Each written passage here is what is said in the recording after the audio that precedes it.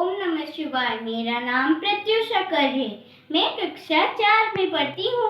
आज मैं आपको एक मजेदार कहानी सुनाने वाली हूँ जिसका नाम है चार दोस्त। एक बार 4 दोस्त थे।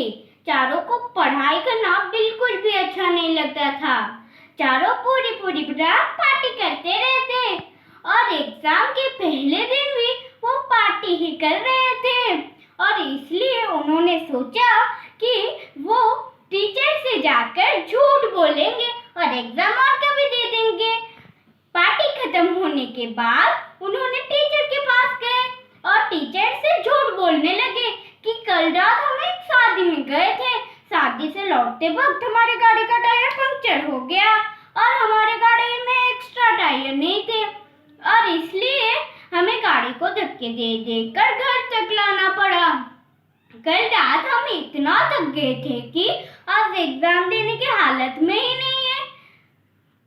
क्या हम एग्जाम बाद में दे सकते हैं? टीचर ने उनकी बात सुनकर कहा कि तुम एग्जाम कल दे सकते हो और वो बहुत खुश हो गए। घर जाकर पढ़ाई करने लगे। अगले दिन वो टीचर के पास पहुंचे। टीचर ने उनको अलग अलग क्लासरूम में बिठा दिए। क्वेश्चन पेपर में सिर्फ 2 ही सवाल थे। पहला, तुम्हारा नाम क्या है? दूसरा, गाड़ी का कौन सा टायर पंक्चर हुआ था?